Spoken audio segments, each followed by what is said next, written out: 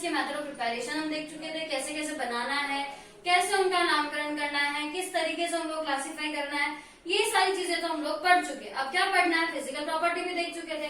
Start करने वाले हैं आज अपन इनकी केमिकल प्रॉपर्टीज से, यानी अब अपन ये देखने वाले हैं कि ये किस टाइप की केमिकल रिएक्शंस जो है उनको देने वाले हैं। देखो एरिड हैलाइड के अंदर हमने सीधा सा देखा था कि हम लोग यहाँ पढ़ते हैं हेलोबेंजीन को। हेलोबेंजीन के अंदर साफ साफ हमको नजर आ रहा है कि इसके दो पार्ट हैं। एक तो हमको दिख रहा है एक हेलो वर्ड है, हेलो मतलब कौन, हेलोजन।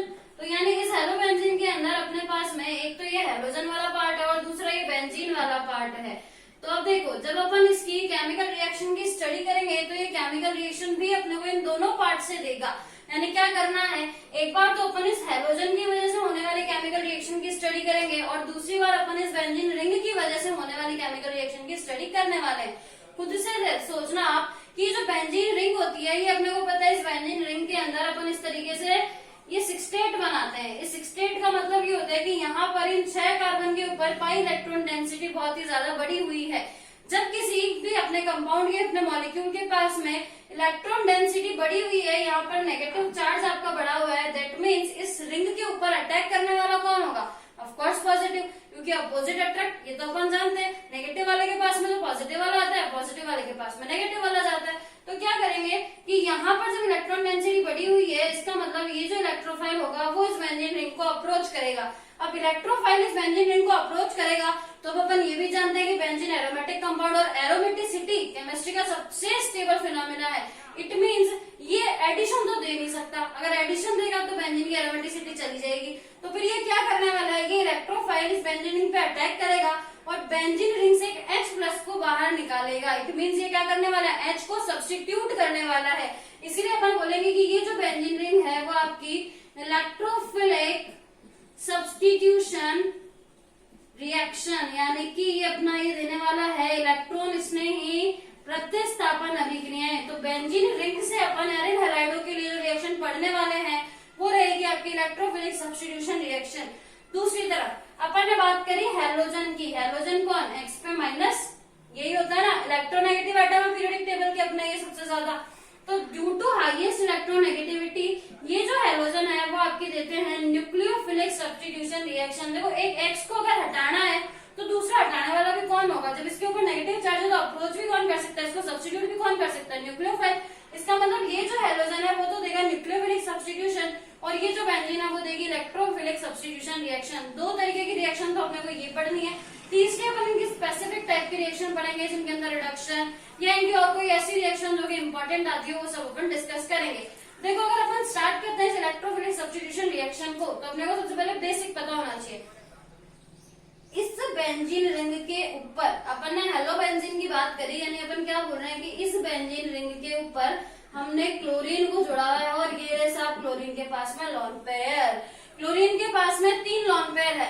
ये इस बेंजीन रिंग के अंदर डीएक्टिवेटर का वर्क करेगा या एक्टिवेटर का वर्क करेगा, ये अपने को देखना पड़ेगा। देखो एक चीज अपने को पता है कि जितने भी हेलोजन एटम होते हैं उनके लिए -I इफेक्ट बहुत ही ज्यादा स्ट्रॉन्ग होता है, यानी इंडक्टिव इफेक्ट जो है इनका बहुत स्ट्रॉन्ग होता है, क्योंकि ये क्या करते हैं इलेक्ट्रॉन बाहर की तरफ खींचने का काम करते हैं। तो ड्यू टू -I ये इलेक्ट्रॉन को इस रिंग से बाहर की तरफ खींचेगा, यानी क्या हो गया डीएक्टिवेटिंग। इस बेंजीन रिंग की डेंसिटी को अगर ये बाहर की तरफ खींच रहा है यानी इलेक्ट्रोफिलिक सब्स्टिट्यूशन के लिए इस बेंजीन रिंग की रिएक्टिविटी को घटा रहा है। इसीलिए अपन ने बोला कि ये जो हेलोबेंजीन है ये डीएक्टिवेटिंग ग्रुप का काम कर रहा है क्लोरीन अपना इस बेंजीन रिंग के लिए। दूसरी तरफ देखो क्लोरीन के पास लोन पेयर है, तो ये जो क्लोरीन के लोन पेयर है वो यहाँ पर अपने इस तरीके से रेजोनेंस में भी पार्टिसिपेट कर सकते हैं।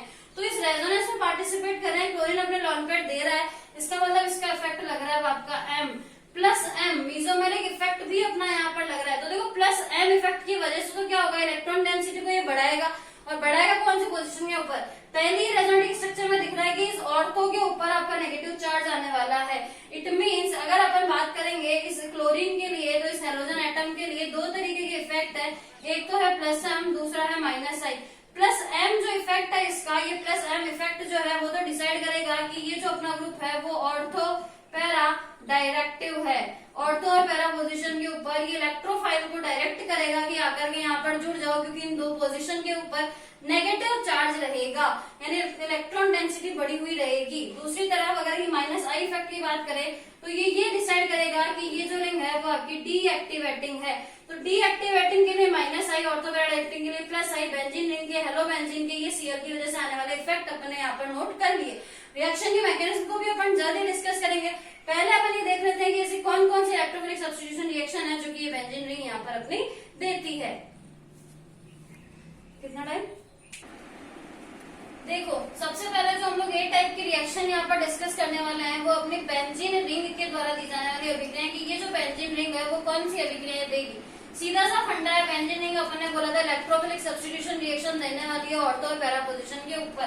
कुछ भी नहीं करना है, यहाँ पर जो भी लिखा हो XYZ उसका क्या करना है, अटैक करवा दो सीधा सीधा दो पोजीशन ऑर्थो और पैरा के ऊपर। हमने क्लोरोबेंजीन ली, ये रहा हमारा Cl2 का मॉलिक्यूल, इस तरीके से Cl है। Fe कैटलिस्ट हमने यहाँ पर काम में लिया है। ध्यान रखना ये रिएक्शन जो है किसी ना किसी लुईस एसिड की प्रेजेंस में होती है।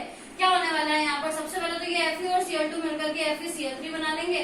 इस लुईस एसिड की प्रेजेंस के अंदर अपनी रिएक्शन हो जाएगी, ऑर्थो और पैरा पोजीशन के ऊपर अपना क्लोरीन जाकर के अटैक कर देगा। इस बात की जाए मेजर प्रोडक्ट की, तो मेजर प्रोडक्ट यहाँ पर अधिकतर केस में अपना पैरा ही बन करके आता है।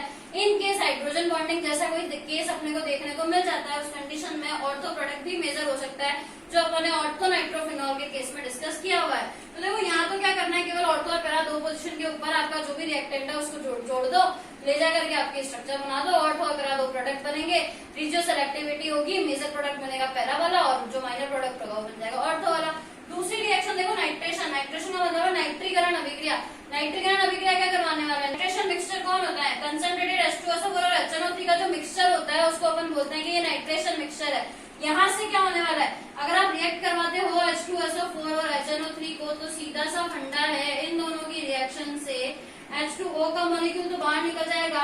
ये जो H2SO4 है ये आपका H+ देकर के कन्वर्ट हो जाएगा HSO4- में, और ये जो HNO3 है ये आपका OH- देकर के फ्री हो जाएगा NO2+ के अंदर। तो ये बन चुका है इलेक्ट्रोफाइल NO2+ वाला, और ये NO2+ जाकर के कहाँ अटैक करेगा, ऑर्थो और पैरा दो पोजीशन के ऊपर। वहां जाकर के इसने अटैक आपका कर दिया। अगली रिएक्शन अपन लोग देख लेते हैं। इस बार क्या करना है हमको, इस बार हमको सल्फोनेशन करवाना है, सल्फोनीकरण अभिक्रिया हमको करनी है। उसके लिए हम क्या करेंगे, H2SO4 को यूज में लेंगे। देखो इस रिएक्शन में बेसिकली अपन काम में लेते हैं ओलियम को। ओलियम आपका क्या होता है, ओलियम का फॉर्मूला होता है H2S2O7, यानी इसके अंदर दो चीज मिक्स है, और वो कौन कौन सी चीजें अपने पास में मिक्स है, यहाँ पर H2SO4 + SO3 इनका मिक्सचर अपने पास में है। यहाँ से आपको क्या करना है, रिएक्शन के अंदर केवल अटैकिंग स्पीशीज ध्यान रख लिया करो। यहाँ पर अपना ओलियम है, ओलियम के अंदर अपने बेसिकली देख रहे हैं H2SO4 अटैक करेगा, OH- बाहर निकाल दो, पीछे बच जाएगा आपका SO3H। ये अपना यहाँ पर इलेक्ट्रोफाइल है। इलेक्ट्रोफाइल कहाँ जाकर के अप्रोच करेगा, ऑर्थो और पैरा दो ही पोजीशन है जहाँ करके अप्रोच कर सकता है। अगर मैं इसको हटा दूं तो ये है अपना बेंजीन सल्फोनिक एसिड, और इसको जोड़ दिया तो ये कौन सी पोजीशन पर है, ऑर्थो पे, इसीलिए इसका नाम हो जाएगा आपका ऑर्थो बेंजीन सल्फोनिक एसिड, और ये वाला हो जाएगा आपका पैरा बेंजीन सल्फोनिक एसिड। मैंने रिएक्शन के प्रोडक्ट के अंदर मिक्सचर का नाम लिख दिया कि इस रिएक्शन के अंदर ऑर्थो और para benzene sulphonic acid as a product अपने पास बन करके आते हैं। अगली रिएक्शन है आपकी फ्रीडल-क्राफ्ट रिएक्शन। फ्रीडल-क्राफ्ट रिएक्शन अपने को पता है दो तरीके की होती है, एल्काइलेशन होती है, एसाइलेशन होती है। यहाँ अपन जो रिएक्शन करवा रहे हैं वो है फ्रीडल-क्राफ्ट एल्काइलेशन, यानी एल्किल ग्रुप की एंट्री करवानी है आपको बेंजीन रिंग के अंदर। क्या करोगे, यहाँ से आपको पता है कि ये वाला जो Cl है वो ये लुईस एसिड एक्सेप्ट कर लेगा, AlCl4- हो जाएगा, और यहाँ पे CH3 के ऊपर प्लस चार्ज आएगा। ये जो इलेक्ट्रोफाइल है वो इस बेंजीन रिंग की ऑर्थो और पैरा दो पोजीशन को ऑक्यूपाई कर लेगा। उसकी वजह से जो प्रोडक्ट बन के आया इसको हटा दो तो ये टोलुइन है, तो ये कौन सी पोजीशन पर है, ऑर्थो पे, तो कंपाउंड का नाम हो जाएगा ऑर्थो क्लोरोटोलुइन, और वो हो जाएगा आपका पैरा क्लोरोटोलुइन। सारी रिएक्शन के अंदर केवल एक बात ध्यान रखना है, जनरेशन ऑफ इलेक्ट्रोफाइल को सीख जाओ। इलेक्ट्रोफाइल अगर जनरेट कर लिया तो रिएक्शन के अंदर सीधा सा काम करना है, ऑर्थो और पैरा दो ही पोजीशन है जहां ले जाकर के उस इलेक्ट्रोफाइल को अपने को जोड़ना है। इस रिएक्शन की मैकेनिज्म को अपन नेक्स्ट वीडियो लेक्चर के अंदर डिस्कस करेंगे। अब देखो ये तो वो रिएक्शन होगी जो बेंजीन रिंग दे रहा था, अब बारी है उन रिएक्शंस की जो हैलोजन दे सकता है, यानी इस बार न्यूक्लियोफिलिक सब्स्टिट्यूशन रिएक्शन की अपने को करनी है। बात चेक करते हैं पहली रिएक्शन को। देखो हेलोजन एटम जो रिएक्शन देंगे उसके अंदर अपन सबसे पहले क्या करवा रहे हैं कि इस क्लोरीन को अपन रिप्लेस करवा रहे हैं हाइड्रोक्सी ग्रुप OH माइनस के through. Hydroxy group OH minus के थ्रू इसको रिप्लेस करेंगे तो क्या करना है, Cl जाएगा, OH आएगा। कैसे आएगा, NaOH के साथ रिएक्शन से आएगा। ये रहा Na और ये रहा Cl, NaCl को भगा दो। अगर NaCl को भगा दिया तो बचा कौन, OH। कहाँ जाकर के अप्रोच करेगा, बेंजीन रिंग पे। एक ही जगह कहाँ जाके अप्रोच कर सकता है। अब देखो ये सीधे सीधे सब्स्टिट्यूशन नहीं देता है। अपने को पता है इस क्लोरीन के पास में लॉन पेयर है, यहाँ पर डबल बॉन्ड कैरेक्टर है, तो ये सीधे सीधे सब्स्टिट्यूशन रिएक्शन नहीं देता। तो फिर कैसे देता है, ये अपन डिस्कस करेंगे अगले वीडियो लेक्चर के अंदर कि आखिर किस तरीके से रिएक्शन देता है, ये पार्शियल डबल बॉन्ड कैरेक्टर को कैसे ब्रेक कर जाता है। उसके बाद अगली रिएक्शन देखो, सब्स्टिट्यूशन करवाना है इस बार NH2 ग्रुप के थ्रू, अपने को एमीन ग्रुप के थ्रू यहाँ पर सब्स्टिट्यूशन करवाना है। अमोनिया के साथ रिएक्शन करवा दो। अमोनिया के साथ रिएक्शन करवाओगे तो यहाँ पर H है। देखो उस रिएक्शन के अंदर प्रेजेंस Cu2O क्यूप्रस ऑक्साइड की अपन ने यहाँ पर प्रेजेंस रखी है। कैटलिस्ट अपना ये है। हाई प्रेशर के ऊपर जब अपन अमोनिया को क्लोरोबेंजीन के साथ रिएक्ट करवाते हैं in the presence of cuprous oxide, तो अपने पास में ये Cl सब्स्टिट्यूट हो जाता है NH2 ग्रुप से, और यहाँ पर जाकर के आपका अमोनिया जुड़ करके एनिलीन बना देता है। NH2 जुड़ करके एनिलीन बना देता है। तीसरी बार अपन क्या करवा रहे हैं, इस बार साइनाइड ग्रुप के थ्रू सब्स्टिट्यूशन करवाना है। Cn माइनस से सब्स्टिट्यूशन करवाना है। तो Cn किसके पास मिलता है, KCN।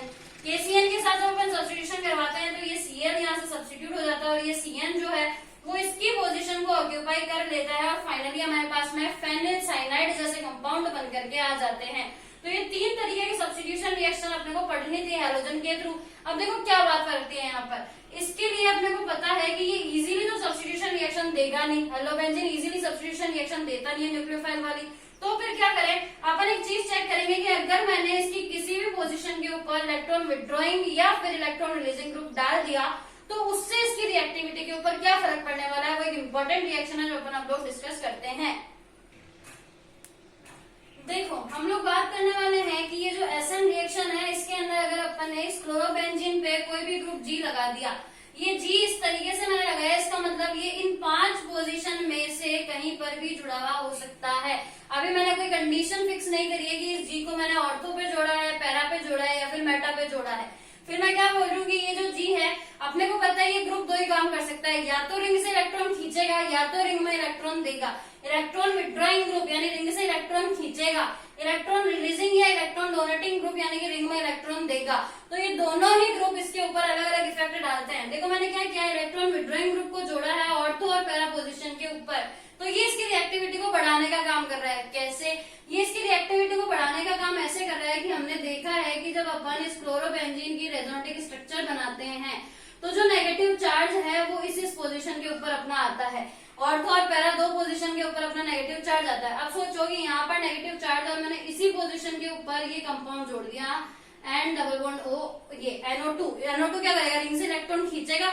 ये जो कोऑर्डिनेशन बॉन्ड हमने बनाया, इस कोऑर्डिनेशन बॉन्ड को बनाने का एक तरीका और भी तो है ना, ये प्लस ये माइनस और अपन यहाँ पे बना देते हैं एक सिंगल बॉन्ड। इस तरीके से भी अपन इसको बनाते हैं। अब देखो यहाँ पे ऑर्थो पे नेगेटिव चार्ज है और ये रहा पॉजिटिव चार्ज, तो यहाँ से क्या हो सकता है, ये वाले इलेक्ट्रॉन जो है वो ये ले जाएगा और यहाँ नेगेटिव पॉजिटिव आपका नया डबल बॉन्ड बन जाएगा।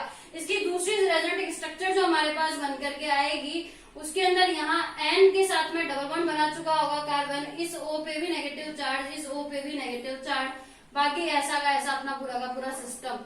ये दोनों रेजोनेटिक स्ट्रक्चर में देखो ये जो नेगेटिव चार्ज यहाँ पर आया इसको स्टेबलाइज करने का काम करा है इस NO2 ने, यानी इलेक्ट्रॉन विड्रॉइंग ग्रुप जो है वो आने वाले कार्बन के ऊपर आने वाले नेगेटिव चार्ज को स्टेबलाइज कर रहा है, इसीलिए ये इसकी रिएक्टिविटी को यहाँ पर अपना बढ़ाने का काम करेगा।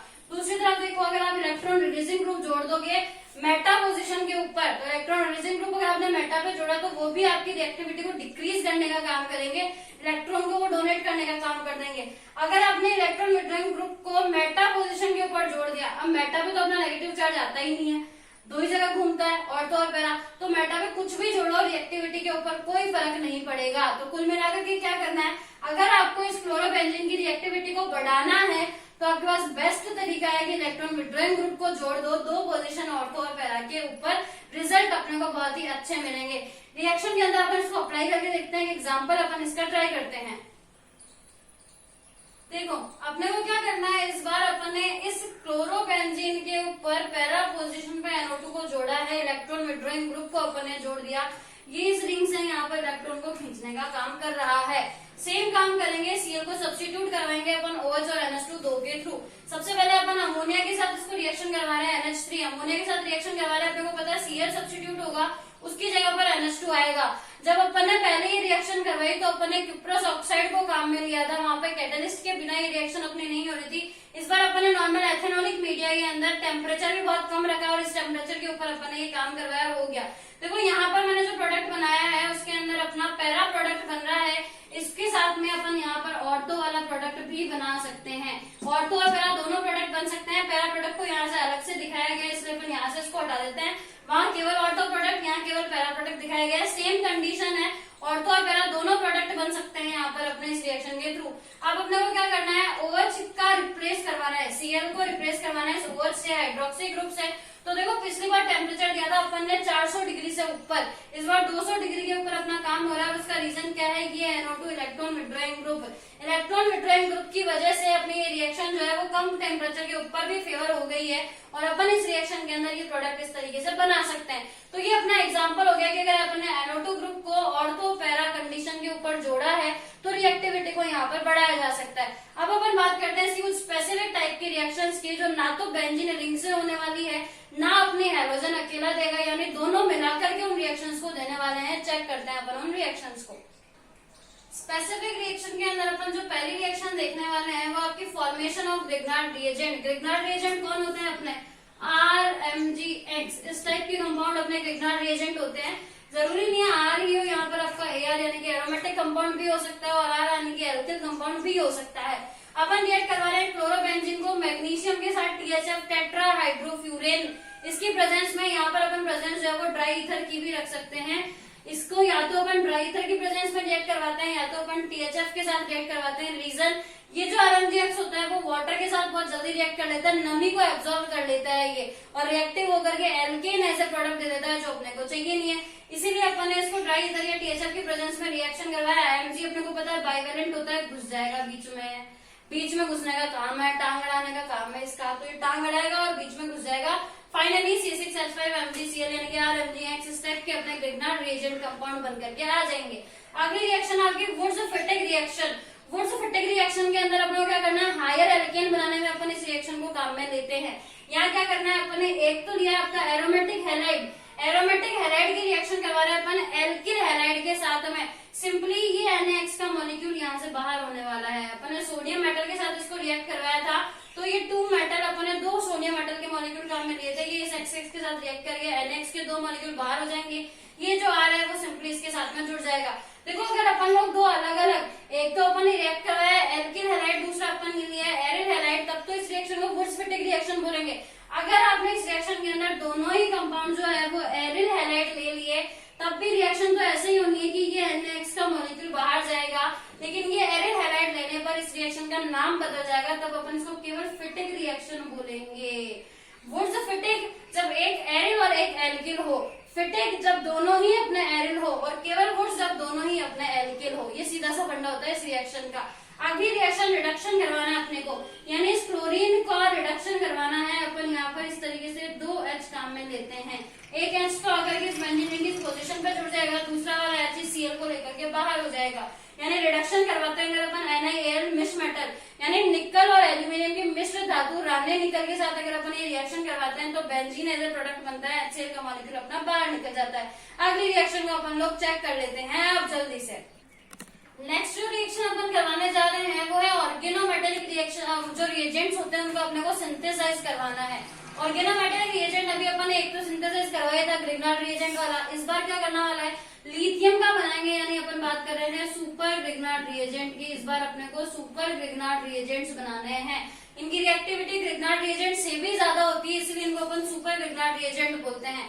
तो ये बनाने के लिए क्या करना है, सिंपली क्लोरोबेंजीन को लिथियम के साथ रिएक्ट करवाओ। ये Li एक यहाँ से और एक Cl, लिथियम Cl, लिथियम के साथ में क्लोरीन LiCl का मॉलिक्यूल बाहर जाएगा, और ये हमारा फेनिल लिथियम, एल्किल लिथियम बोलते हैं ना अपन इन कंपाउंड को। तो एल्किल कौन है यहाँ पर, अपना फेनिल है, तो इस कंपाउंड को अपन बोल देंगे फेनिल लिथियम। जैसे ऑर्गेनोमेटेलिक कंपाउंड हमारे यहाँ पर बन करके आते हैं। अगली रिएक्शन है आपकी side chain oxidation reaction. Side chain oxidation मतलब क्लोरोबेंजीन के अलावा साइड साइड चेन पे कुछ भी जुड़ा हुआ हो उसको फुल्ली ऑक्सीडाइज करवाना है। अगर उसका पूरा ऑक्सीकरण अपने को करना है, इसका मतलब रिएक्शन में काम में क्या लेना है, क्या बनने वाला है रिएक्शन के अंदर आपका कार्बोक्सिलिक एसिड। अगर अपन उसको पूर्णतः ऑक्सीडाइज करवा रहे हैं तो ये जो CH3 है वो अपने को पता है सबसे पहले अल्कोहल के अंदर ऑक्सीडाइज होगा, देन बारी आएगी एल्डिहाइड की, और देन फाइनली ये अपना कन्वर्ट हो जाता है एसिड के अंदर। तो लास्ट ऑक्सीडेशन अपने को एसिड तक पहुंचाना है, इसका मतलब ये CH3 जो है वो इस तरीके से यहाँ पर एसिड में कन्वर्ट हो जाएगा और प्रोडक्ट अपने पास बन करके आएगा ऑर्थोक्लोरोबेंजोइक एसिड। इस तरीके के प्रोडक्ट अपने पास बन करके आएंगे। अगली इंपॉर्टेंट रिएक्शन, नेम्ड रिएक्शन है अपने पास में उल्मान रिएक्शन। उल्मान रिएक्शन में अपन क्या करते हैं, कॉपर पाउडर के साथ में अपन रिएक्ट करवाते हैं क्लोरोबेंजीन को। अब देखो दिक्कत क्या है, क्लोरोबेंजीन ये रिएक्शन सीधे सीधे नहीं देता है, इसीलिए अपन ने क्या करा, उसकी ऑर्थो या पैरा पोजीशन के ऊपर इलेक्ट्रॉन विड्रॉइंग ग्रुप जोड़ दो। इलेक्ट्रॉन विड्रॉइंग ग्रुप NO2 मैंने यहाँ पर अटैच किया, तो इलेक्ट्रॉन विड्रॉइंग ग्रुप NO2 जोड़ने पर रिएक्शन में रिएक्टिविटी बढ़ने के कारण ये रिएक्शन को दे जाता है। रिएक्शन की खास बात देखो क्या है, यहाँ पर अपन ने जो ऑर्थो पोजीशन है दोनों के अंदर अपन ने NO2 को जोड़ा हुआ है, सेम कंपाउंड है अपना ऑर्थो क्लोरो नाइट्रोफिनॉल। ये अपना कंपाउंड अपना नाइट्रो अपने बेंजीन यहाँ पर काम में लिया है, फिनॉल नहीं। तो इस रिएक्शन के अंदर कॉपर पाउडर के साथ जब अपन इसको रिएक्ट करवाते हैं तो सिंपली ये Cl वाले जो दोनों बॉन्ड है वो अपने फ्री होते हैं और दोनों रिंग आपस में कनेक्ट हो जाती है, यानी बाइफेनिल अपने यहाँ पर बन करके आएंगे। और इन दोनों बाइफेनिल की 2-2 पोजीशन के ऊपर यानी 2-2- नाइट्रो डाइनाइट्रो फेनिल बाइफेनिल अपने यहाँ पर जो कंपाउंड है वो बन करके आते हैं। तो रिएक्शन इसलिए इंपॉर्टेंट है बिकॉज ये अपने हायर एरल कंपाउंड बनाने के काम में आ रही है। कपलिंग टाइप की रिएक्शन अपने को यहाँ पर देखने को मिल रही है, इसीलिए उल्मान रिएक्शन अपने आप में एक इंपॉर्टेंट रिएक्शन है। इसी के साथ अपने ये जो एरिल हैलाइड वाला चैप्टर था इसकी केमिकल रिएक्शंस यहाँ पर खत्म हो जाती है कि किस किस टाइप की केमिकल रिएक्शन देता है। अब इन रिएक्शन के मैकेनिज्म को डिस्कस करना बाकी है। नेक्स्ट वीडियो लेक्चर के अंदर अपन इन रिएक्शन के मैकेनिज्म को डिस्कस करेंगे। तब तक के लिए अगर आपने वीडियो को लाइक नहीं किया है तो जल्दी से कर दीजिएगा like, share, comment and yes keep study.